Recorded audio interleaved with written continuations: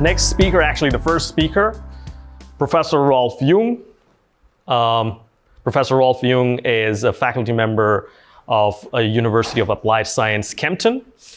And he's running a very interesting program. It's a master's program in ADAS, Advanced Driver Assistance System.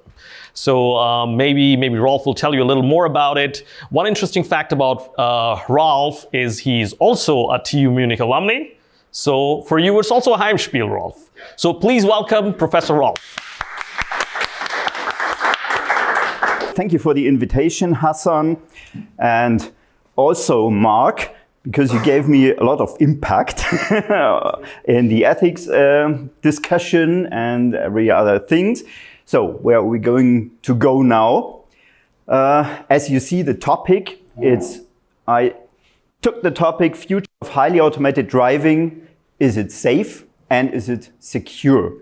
We will dive into that in a minute, but firstly, I want to tell you my name is Rolf Jung. As you already mentioned it, thank you. I'm working in the University of Applied Sciences in Kempten for one part teaching and one part research on this basis of functional safety. So ADAS is one part. I do also have machinery engineering where safety is also relevant. So, but now I just want to give you an introduction what we're going to meet in the future. My topic is the future. Hopefully it's working. Just get an impression of it. So what you see here, it's a crossing. And what you mentioned, there are no traffic lights. Nobody is looking riding according to any rules as it seems to. So you see the passenger just walking by, the other one. It'll become more interesting. So would you walk on this crossing here? Well, this is a bit scary for the future, but what we have now is something like that. Maybe you know that. This is a terminal, a container terminal in Hamburg. It's in 2012. These are autonomously driving vehicles, just trucks, running around, but you see no human in the background. So that's the extremely difference when we have cars driving in traffic in normal roads, and if we have a place where no passengers or no people are crossing. So we have a much more safe region here, and these are driving completely autonomously, but there is no danger. So safety is imminent. Where do we have automotive vehicles as well? If you look at this metro, it's the one in Nuremberg, you may have heard from it. Usually it's driving on its own, so people can enter the metro and they will be driven autonomously, but there is always a driver in it right now. Doing nothing, just comforting people and giving trust to the technology. So, but doing it autonomously must be some advantage. And what's the advantage? For those who built this metro, they shorten the sequences from 200 to 100 seconds. So more people can drive into it, take this metro. There are also other metros, you know them all over the world. Let it be somewhere Lausanne, Barcelona, Paris, or whatever. So there's another part in Germany. There's a bus. This is driving autonomously in Bad Birnbach. It was the first bus in Germany to be certified, driving not only on private roads, but on public roads. So it's just a road with a length of 700 meters, but nevertheless, it's driving autonomously. But as in the metro, there's one not a driver in it, but someone who accompanies the car. If anything happens that is not known by this car, then this accompanying people will push the red button and the car comes to a stop. So right now, the speed is also limited. Right now to less than 20 kilometers per hour. So it's quite tricky today to get cars driving faster than 20 kilometers per hour. We'll come to that later on. Right now, what do we have to get cars on traffic roads? We have several levels of automation for these highly automated cars. There is a BMI VDA source. There's also an SAE source, Society of American Engineers. They listed these driverless vehicles within 6 levels. Level 0 means only the driver is responsible for the car and takes control over the car completely. Then there are levels up to 5. This here says driverless. So this car drives without any driver attention. And there are some levels in between. You see assisted driving, partly automated, highly automated, and fully automated driving. I don't go too deep into that detail now. I do have a video that demonstrates it. Maybe this is some part of advertising, but as we are in Munich, maybe you excuse that. The BMW Group is implementing fully autonomous driving over 5 You can take other car automobile manufacturers as well. The car will shift from the person at the wheel to the car itself. Today, the second level has already been reached. Here, the driver So this is second level. Systems and can remove their hands from the steering wheel for brief periods. At the third level, I left out level 0. Be able to completely turn their attention away from driving, but must be able to step in again at short notice. Once level 4 is reached, the driver might even be able to sleep. They must, however, still be basically fit to drive in case they have to take over control of the car for specific sections of the journey. It is at the final level of development that cars will drive fully autonomously. The driver will become another passenger and won't even have to be able to drive, as the car will assume complete responsibility for the task of driving. At level 2, stereo cameras and radar sensors monitor the immediate surrounding area. Level 3 requires highly advanced sensors, such as laser scanners, ultrasonic sensors, and radar systems, which together produce a 360-degree model of the vehicle's environment. This makes it possible to calculate more complex driving maneuvers. For level 4, fully automated driving from 2021, all sensors and cameras will supply far more precise data, while the real-time data from the area maps provided by HERE will also be factored into the process of computing driving maneuvers. And level 5, the first pilot projects for fully autonomous driving are due to get underway in selected cities from as early as 2020. For the BMW Group, the vision of fully autonomous driving has long since begun. So now you have got an impression of what levels we are talking about. And if you remember that, level 2 is the one we have in reality right now on the roads. Level 3 is maybe approaching, but it is not yet reached.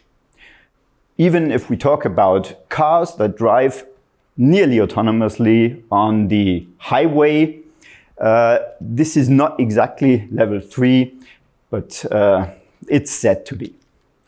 So, highly automated driving, what is it? Do we need that at all? Why should we need that? Why do all people talk about that? It's very complicated, it's not trustworthy, so we should have some reasons. Do we have reasons here? Has anybody been in a traffic jam yet? Yeah. I've been standing in a traffic jam right now, coming from the Allgäu. I stood there for 1 hour on a construction site. Well, I'm here.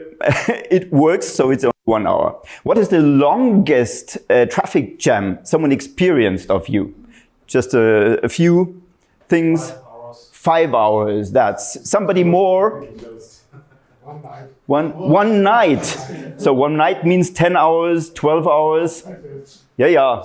Anybody more? I hit the hammer. So leave it at 12 hours. I will show you that here.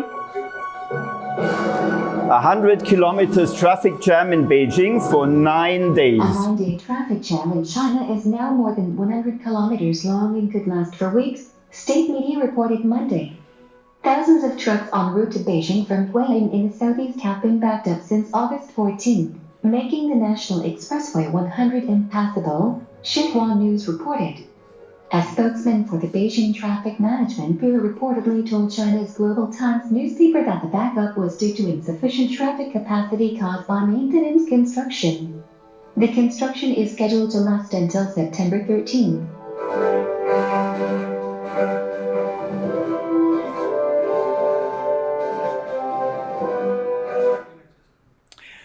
So what we experience here is if you have an accident, then of course you must wait. This is what I experienced today. There was an accident and everything come to a standstill. Or we have construction sites. And this in China, that was no accident. It was just construction sites. There were many construction sites, but it was somehow maybe not planned very, very precisely. There are other parts in the world that are trying self-driving taxis, for example. And what benefits do they promise themselves? There should be some relief of roads.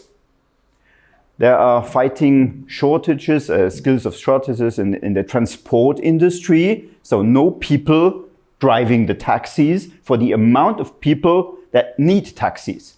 And there may be more green space through more efficient vehicle use. So the main part is vehicle use. We do have individual traffic, and we of course have the mobility need. And we are a mobile society. So everybody wants to be mobile, and we can't reduce that mobility. So how do we enhance mobility? If we turn back our minds to this traffic jam in China, they need all the people. They are not just going to holidays, they are working there. So it's an economical disaster if the working people stand in that jam for 1 week. So they have to do something against that. And what are they going to do? They can have lots of buses, trains, or large mass vehicles, but they can't do that because the people are living far spread in small countries, and they all have to go to these cities. So there must be some kind of individual traffic usages, cars. So now, what is another part of the mobility? The number of accidents with injuries or with fatalities. And is this still high? If we look to the numbers that came across the years, we have a scale here from 1954 to 2010, and the green graph depicts the number of fatalities in Germany in traffic. So if you look at that number, it's more than 20,000 fatalities, so deaths in traffic, around 1970. And this number decreased until now, though the number of passenger vehicles is rising continuously. So something must have happened. And one severe part was the safety belt and the reduction of 100 kilometers per hour on highways. There was no limit before that time. We can't imagine yet. And then there was the anti-blocking system, the airbag that came to a drop, the stability control, and there were several others. ADAS system. ADAS stands for Advanced Driver Assistance Systems. So these are the systems that are built into the cars to help the driver to get the control of the traffic around it. So, and now, just another, a continuation from 2010 to now, there's about a steady amount of fatalities per year from 2000, let's say, from 2010 to 2018. So there was not much of a reduction right now. And if you think of that, okay, no reduction means no increase, but we should have a decrease. It would be better. Think of 3,000 people dying in traffic each year. Something should be done. And now we think about what are the accidents people are involved. There's a statistics from 2019 about the years 2017 and 18 in black and blue. And the most urgent contributor for these accidents are turns, drive backwards, turning on roads, something like that. You wouldn't imagine that. If you imagine on some advertising amount, then you'd say it's maybe alcohol or speed. But look at that. Speed is somewhere in the middle and alcohol is at the bottommost in this list. It's just an amount of 3 to 4%. It may still be too much people, but this is give way, for example. Not giving somebody the way who has the right to drive right now, or distance is too short, and then we have the speed, or we take the wrong road. So, and these are things that can be taken over by these ADAS systems, a help for the drivers. Can we increase safety now? How can we do that? What kind of safety are we talking about in general? We have several parts. We have this ego driver and its passengers. Ego driver means it's me, it's the car I'm talking about. Then we have the ego car itself. This is human, this is mankind. And this is electronics. This is maybe electronics, the mechanics, the car itself. And then we have the other participators, the surrounding, other cars and traffic participators. And of course, we have the environment. We have these curves, we have trees and so on. How do we help the drivers? Without reducing their freedom, because we would like to have the mobility. So we use advanced driver assistance system. This is one part. And we're aiming at the highly automated driving to take more control of the driver and help him to manage the traffic. So can we make it safe now? The driver is here assisted by some cameras, which many of you have in their cars to watch the distance, the speed. While this driver may be stressed, of course. He may be dreaming, maybe he's distracted or in anger because the driver in front of him is too slow, or he's just drowsy. In the evening, when you drive back from the work, can we do? The other systems have several tasks. The one is it warns the driver in case of some accident, if it happens. So it warns this driver somehow, beeping or doing something. And the next way is to take over control. And this is much more severe, of course, because it has to have some maybe intelligence. And taking over control means it steers, it accelerates, it brakes on its own without our control. And this is something we don't have trust in yet too much. So, what are the failures that could happen if we give control to that car? So, I'll show you one more video here. This was in China on January 2016. You see it's driving on the left road. So, and this was a car that was driving in a semi-automatic mode. So driver should take care about the surrounding. but he relied on the automated car. So it was driving at about a level between 2 and 3 already. So the driver was in trust to let the car drive on its own. And on a highway, nothing should happen. But this automated car wasn't aware that there could be an obstacle on the overtaking road. So it didn't even realize that car. There were several of these accidents. And the one that was really famous and in the press, you know that, this was this Tesla driver that went below that truck and the ADAS system didn't recognize that. Well, it was to the press, I won't go in more detail, but these are the things we have to talk about and take into account. There's one more video here. So this is somewhere in Los Angeles. You see the lights turn red, this car stops, and the other car has some thing on it. So this is said to be also an autonomous car driving there, and it didn't recognize this traffic light. So there is a lot to do. What cases of failures do we have in ADAS functions in general?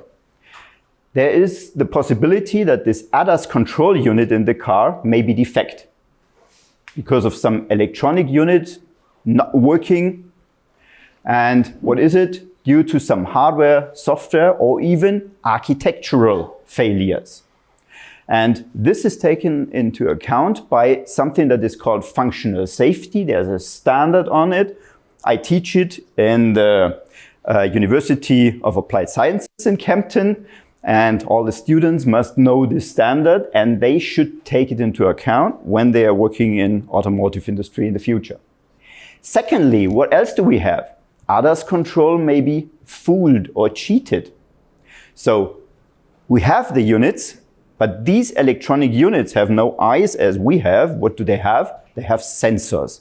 We know that, of course, cameras, radar, LiDAR, ultrasonic sensors, but these controls may be fooled. And what does it say? Either fooled by the sensors, by algorithms. This is the software you're writing. This is a digital transformation, for example, or simply by the environment. And the whole thing is also covered by something that is called safety of the intended functionality. A new kind of standard came up that's being discussed, and this is also something that must be taken into account if we're talking about failures happening in these cars. And some third part, of course, that will be topic in the next speeches here are external attackers, of course. So the hackers that go into these ADAS control units and do what they want.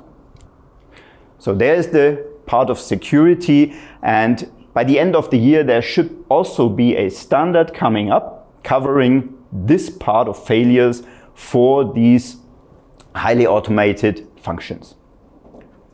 So there's something else. I've been talking about algorithms.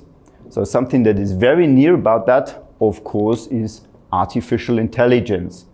We're now thinking about many functions must be included with artificial intelligence because no algorithm or deterministic software can capture all the cases of sensors and environment. So we have, I don't go deep into that, but we have several levels where decisions have to be taken.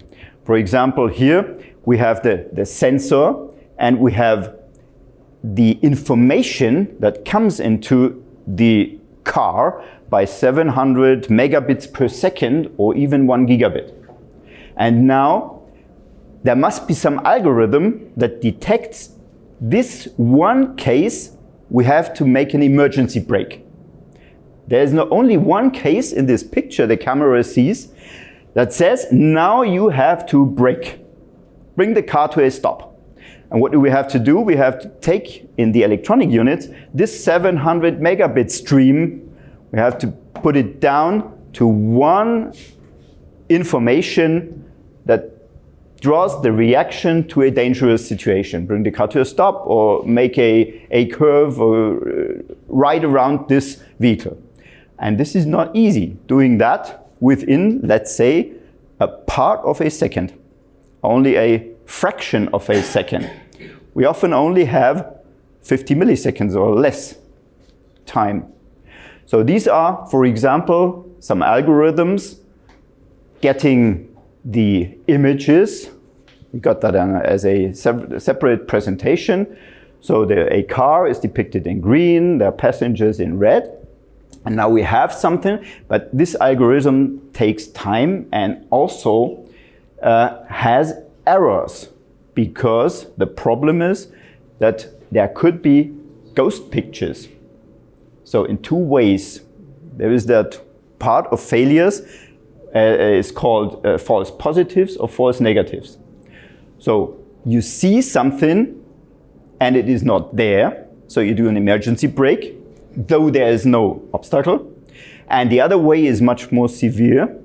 You don't react upon an obstacle that is really there, but the sensor doesn't see it, doesn't perceive it. So these are the things. What can we do about that? Improve functional safety for these ADAS functions.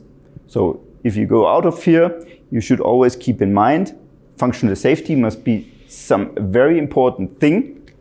Then we have to include this SOTIF. SOTIF was the safety of the intended functionality. And security, not to get a harm on the car. Maybe you have seen some videos or cinemas in the last 2 years that took into account these automated, highly automated cars that were controlled externally.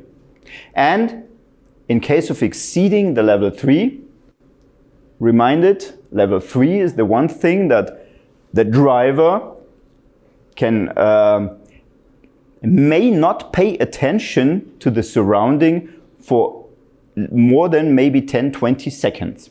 So the car must securely and safely drive in that period. And in that case, we do still have to, and this is the way back to your talk, the ethical and the legal aspects, which are very severe. So finally, I saw a solution in a China fair. This was an autonomous car and it had an emergency button on it. I hope this is not the solution to that. So you will in the future find the best solution for that. Thank you very much.